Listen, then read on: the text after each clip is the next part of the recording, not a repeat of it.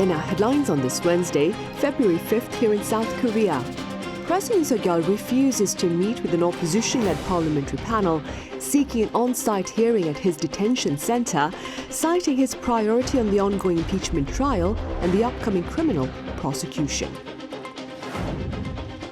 Also, on the local front, Korea unveils a fund worth at least 34 trillion Korean won, roughly $23 billion, to support its critical industries such as semiconductors, batteries, automobiles, and shipbuilding. Meanwhile, U.S. President Donald Trump speaks of taking control of the Gaza Strip at a press conference following talks with Israeli Prime Minister Benjamin Netanyahu at the White House on Tuesday.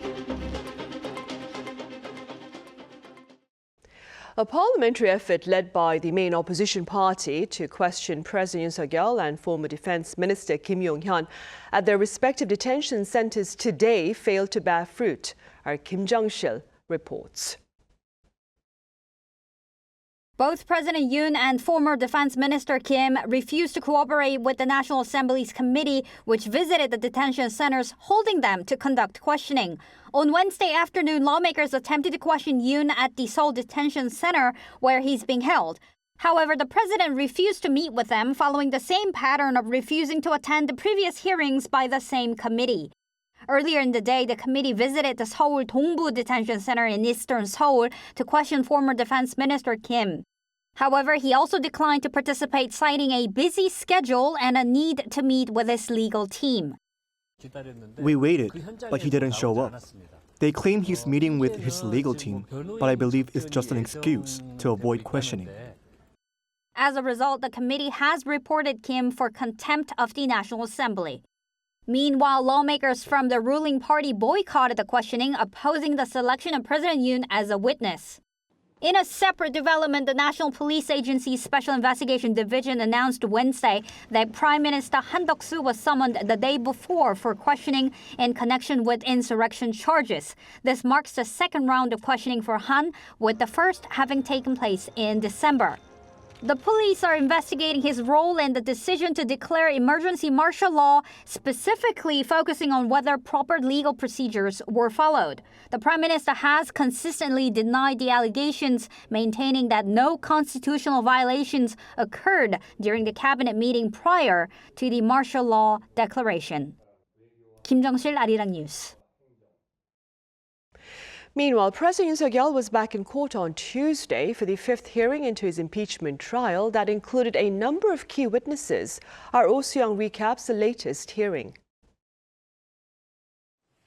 President Yoon Suk-yeol insists nothing really happened on the night of his martial law on December 3rd, denying that he issued orders to drag out legislators from Parliament and arrest political figures. This came on Tuesday at the president's fifth impeachment trial hearing at the Constitutional Court, where 3 witnesses testified regarding the execution of martial law on December 3rd last year. There were clear discrepancies over where the president directly ordered the most controversial actions on that fateful night. Lee Jin-woo, former commander of the Capital Defense Command, reportedly told investigators he received 3 calls from the president to enter the National Assembly by force, opening fire if necessary, and drag out legislators to stop their vote to overturn martial law. But at the hearing, he refused to confirm or answer most questions about whether he had received calls or orders from the president. However, he denied he'd been ordered by Yoon himself to arrest lawmakers, and said former Defense Minister Kim Yong-hyun did not order troops to enter the assembly building and prevent a vote to lift martial law. Former Defense Counterintelligence Command Chief Yoon also testified while under arrest, but avoided answering key questions. He previously said he had received orders to arrest and detain political figures. Meanwhile, former First Deputy Director of the National Intelligence Service Hong Jang-won reiterated his previous statement, saying Yoon called for a total clean-up, which he believed meant the arrest of politicians. Hong claims he called Yoon to clarify and received 14 to 16 names of figures to arrest, and was asked to track down their whereabouts. Yoon's side argued that the president meant for him to clear up spies, and their phone call had nothing to do with martial law. They added that since the NIS does not have investigative authority, Hong would not have been asked for location tracing, thus his claims do not make sense. As for the president, he sat through most of the trial with his eyes closed. The court did not allow him to question witnesses himself, as he did in the previous hearing. But when given the chance to speak, Yoon showed cynicism over the questions, emphasizing that nothing had happened. 이번 그 사건을 보면은 실제 아무런 일도 일어나지 않았는데 뭐 지시를 했니, 지시를 받았니, 뭐 이런 얘기들이 마치 어떤 호수 위에 떠 있는 달 그림자 같은 거를 쫓아가는 그런 느낌을 좀 많이 받았고요. He once again appeared to deny he'd ordered the physical removal of lawmakers from the National Assembly and the arrest of politicians. He argued he'd ordered troops to withdraw as the martial law had ended, quote, early, and given the disorderly state of the National Assembly, there was no way for him to issue such instructions. But he admitted he'd ordered troops to go to the National Election Commission, once again suggesting suspicions of election fraud as a pretext for declaring martial law. The president either didn't know the Election Commission is a constitutional institution that cannot be arbitrarily controlled even under martial law, or he knowingly ignored this fact. That alone is a constitutional violation. The National Assembly side said while some testimonies do not add up, the ongoing investigations speak for themselves.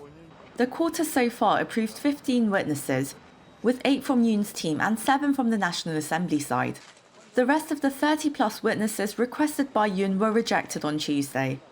증인 신청 일부 보류된 거에 대해서는 어떻게 생각하시나요? 추가로 하실 계획이? We will conduct a thorough review, reapply for witness approvals if necessary, and explore other possible legal strategies. There are 3 more hearings scheduled till next Thursday, but it's unclear at this point whether the justices will be able to wrap up the case by then or summon more witnesses for cross-checking and verification due to the conflicting narratives. The next hearing will be held on Thursday with 4 witnesses to testify. Young, Arirang News.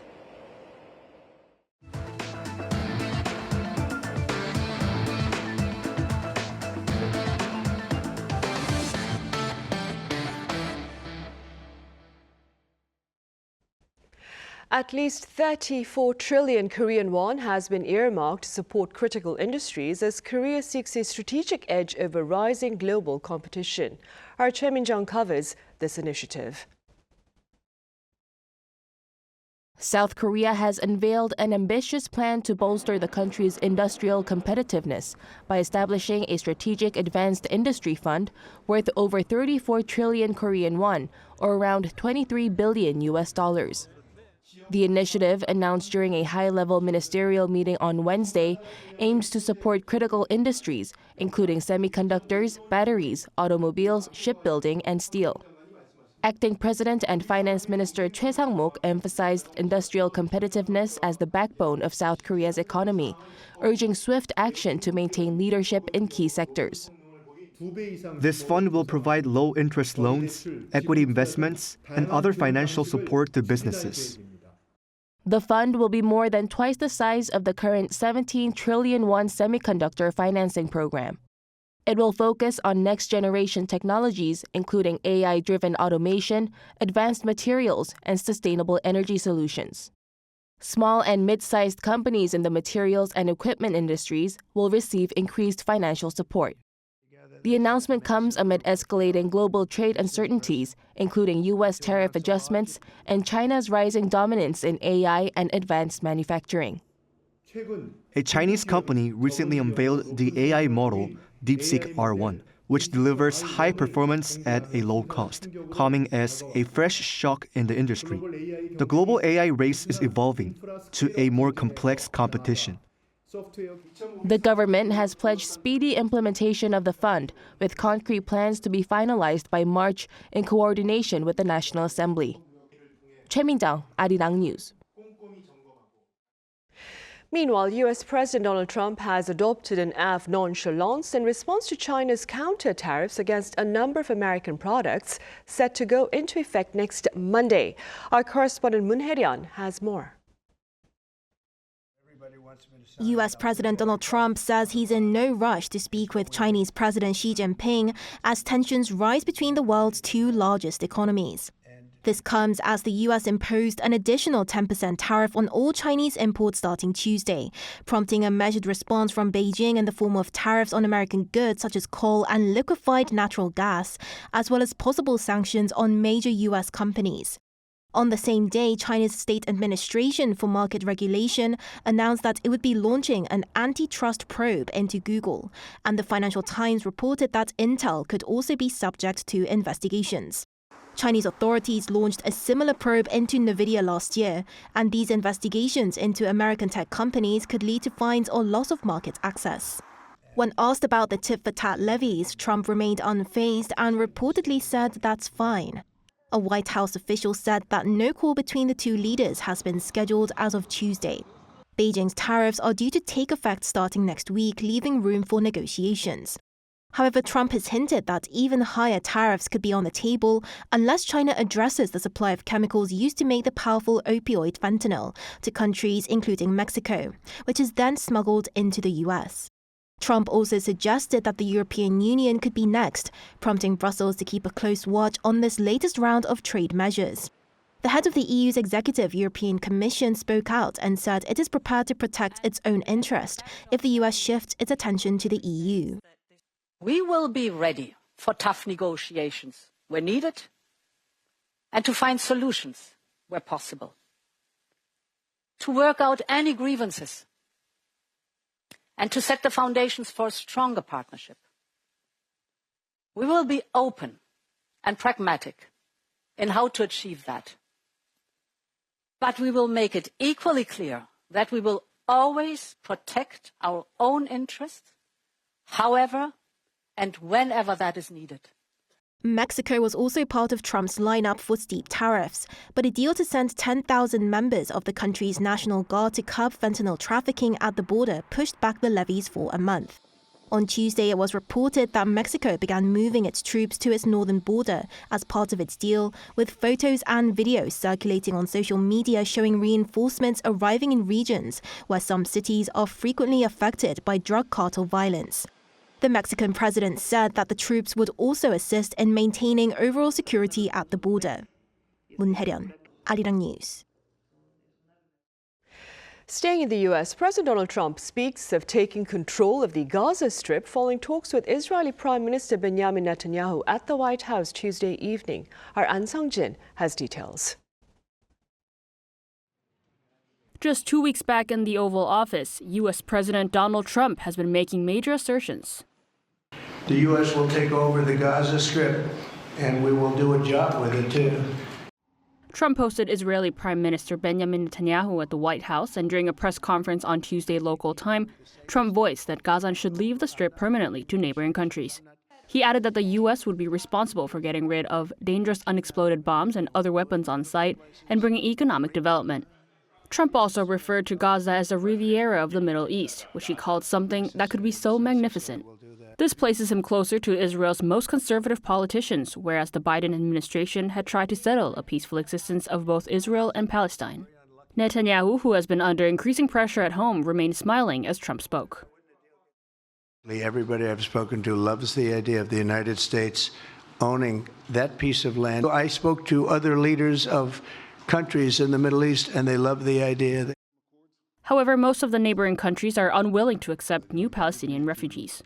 Saudi Arabia, through a written statement from its foreign ministry, immediately voiced opposition, and other countries including Egypt, Jordan, and Qatar had already issued a joint statement to oppose resettlement. Meanwhile, one expert placed doubt on Trump's plans. I think he's just trying to shake things up like he often does. Most certainly there's no plan behind this. And if there is, it's not a plan that has any connection to reality. Trump also signed an executive order withdrawing the U.S. from the UN Human Rights Council and banning any future support to the UN Relief and Works Agency for the Near East. In addition to Trump's discussion of the prospects of Gaza, he also mentioned strategies to counter Iran, such as maximizing pressure and hopes for an Israeli-Saudi normalization deal. An Sang-jin, Arirang News. Right, and in other news, Korea's tteok is a versatile staple that serves as both a casual street food and a ceremonial dish. Well, in recent times, it's also been garnering a global fan base whose members have been sharing their own creative twists to Korea's tteok. Our Park Gon-woo shows us. chewy, bouncy Korean rice cakes are gaining global popularity. And it's not just on their own, but also in dishes made with them, including tteokbokki, or spicy stir-fried rice cakes, along with the growing presence of Korean content. Tteokbokki was even added to the Oxford English Dictionary last year. As interest in rice cake grows, foreigners are finding ways to make their own. One way for visitors to Korea is by taking one-day cooking classes. I've seen many talk-related videos with always this kind of platforms, TikTok, Instagram, and I always wanted to try them. They're becoming a boom right now because everybody wants to know more. And these classes are getting even more popular than before, to the point where they fill up within a day of opening. Foreign visitors, they're really hugely fan of Korean staple food of rice cake. So we decided to hold this class regularly. I think Korean food has always been a big trend, and I think also in the rice cake they added more of the global potentials here. Back at their homes, people are getting more creative, inventing their own recipes instead of just following the originals. One example is the viral 꿀떡 cereal that even made its way back to Korea. So this is the 꿀떡 cereal that started going viral on social media outside Korea. All you need to do is pour milk to these rice cakes.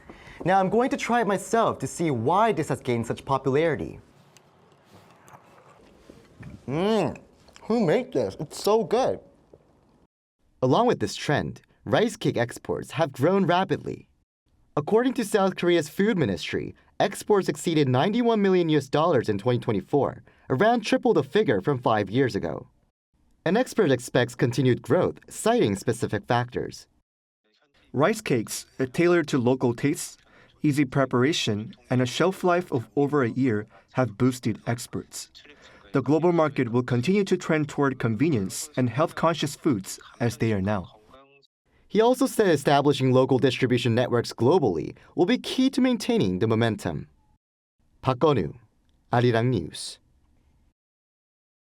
And on the local theatrical front, Korea's homegrown musical, The Last Empress, is marking a remarkable milestone this year as it has been on stage for the past 3 decades. Our culture correspondent Song Yoo-jin reports.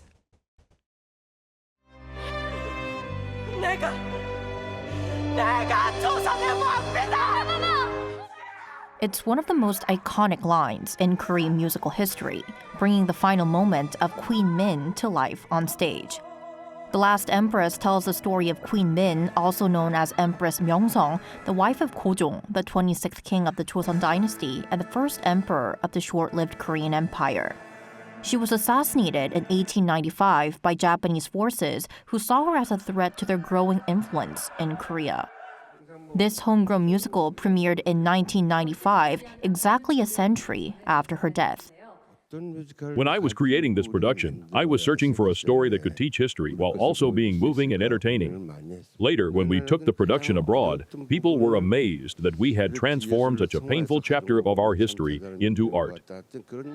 Over the past 30 years, The Last Empress has earned its reputation as a living legend of Korean musicals. It was the first Asian musical to be staged on Broadway and the West End. Even in its 22nd season now, the production continues to evolve.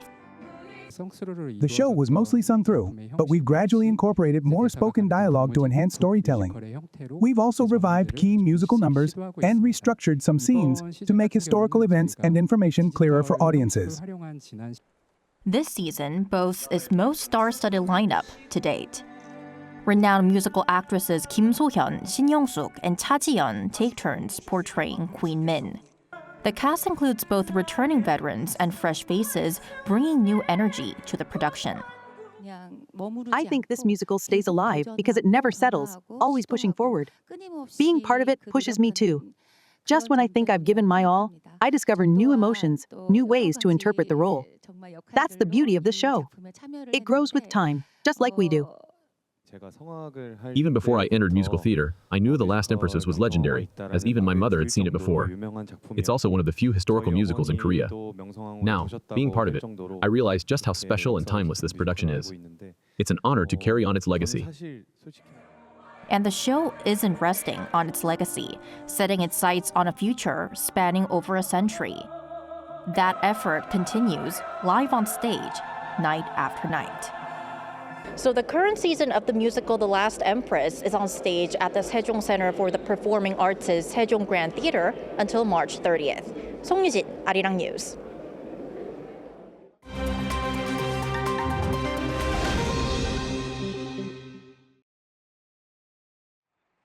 This is The World Now, bringing you the latest stories from around the globe. In central Sweden, a mass shooting at an adult education center has reportedly left 10 people dead, including the suspected gunman. The shooting occurred around 12:30 p.m. Tuesday local time at Campus Risbergska on the outskirts of Örebro City, 200 kilometers west of Stockholm. The suspected shooter is a 35-year-old male not previously known to police, and the motive behind the crime remains unclear as of now. At least 5 other people have been injured, and police have warned that the number of casualties may rise. Swedish Prime Minister Ulf Kristersson addressed the nation, calling it the worst mass shooting in Swedish history and expressing deep sorrow for the victims and their families. In the Middle East, a shooting at an Israeli checkpoint in the northern West Bank killed 2 Israeli soldiers and left 8 wounded. The gunman was killed on sight. The incident took place at around 6 a.m. Tuesday local time when a suspected Palestinian militant armed with an M16 automatic rifle charged an Israeli guard post.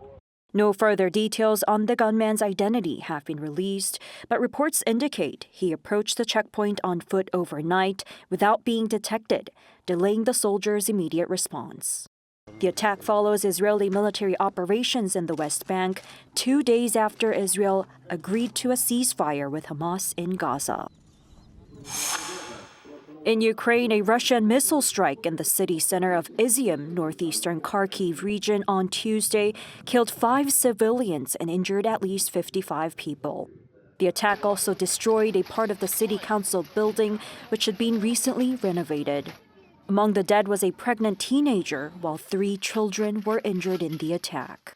Ukrainian officials condemned the attack, labeling it a deliberate assault on civilian areas. Ukrainian President Volodymyr Zelensky said it is impossible to reconcile with this cruelty and called on allies to pressure Russia to end the invasion that began nearly 3 years ago. Finally, in Japan, the country's northern island of Hokkaido saw record-breaking snowfall on Tuesday.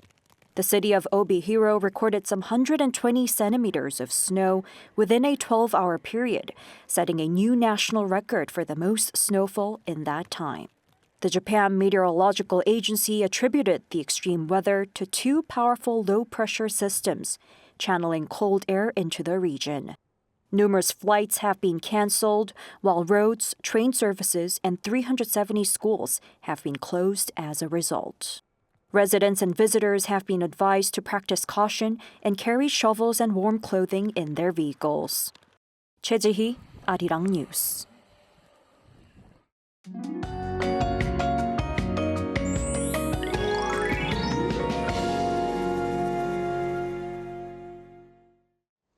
With the nationwide cold wave warnings, temperatures below -20 degrees Celsius were recorded in Gyeonggi-do, Gangwon-do, and Jeollabuk-do provinces this morning. Seoul was severely cold at -12 degrees in the morning and rose up to only -5 degrees even in the middle of the day today. This cold wave will freeze the whole country tomorrow. Heavy snow has been falling on the west coast for 3 days already. While a heavy snow warning has been issued in Yeonggwang in Jeollanam-do province, snow will continue on the west coast and Jeju Island until tomorrow morning and then lull for a while. Tomorrow, Seoul will start off at -12 degrees and Chuncheon at -17 degrees. Highs will move up to 0 degrees in Seoul, 2 degrees in Daejeon and Gyeongju. Another round of snow will make a quick return from tomorrow afternoon in many areas, including the Seoul metropolitan area. That's all for Korea. Here are the weather conditions around the world.